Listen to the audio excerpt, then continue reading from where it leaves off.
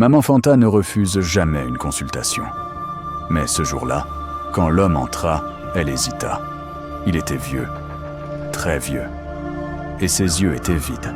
« Maman Fanta, je veux savoir, comment vais-je mourir ?» Elle secoua la tête. Cette question, je ne la réponds jamais. Mais l'homme insista.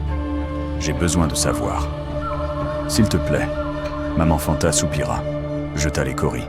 Son visage se figea. « Tu vas mourir, heureux, entouré de ceux que tu aimes, dans ton sommeil, dans 3 jours. » L'homme sourit. « Merci. » Il partit. Maman Fanta pensa que c'était fini. Mais le lendemain, l'homme revint.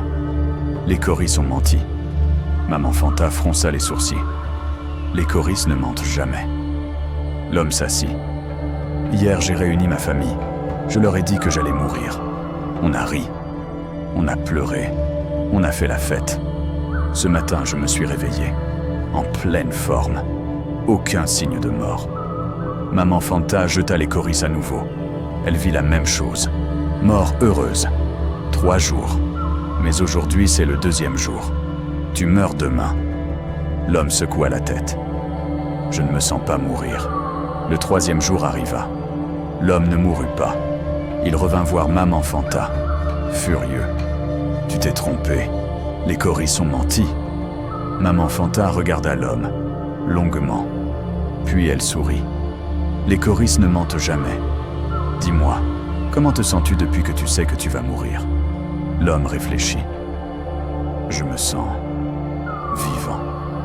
Pour la première fois depuis des années, j'ai dit à ma famille que je les aimais. J'ai pardonné mes ennemis. J'ai fait la paix. Maman Fanta hocha la tête. Tu es mort il y a 3 jours. L'homme que tu étais. Celui qui vivait sans aimer, sans pardonner, sans paix. Maintenant, tu vis vraiment. Les coris ne prédisent pas toujours la mort du corps. Parfois, ils annoncent la mort de l'âme et ta renaissance. L'homme comprit. Il partit. Et on dit qu'il vécut encore 20 ans. Mais cette fois, il vécut vraiment. Car Maman Fanta lui avait appris que parfois, mourir, c'est commencer à vivre.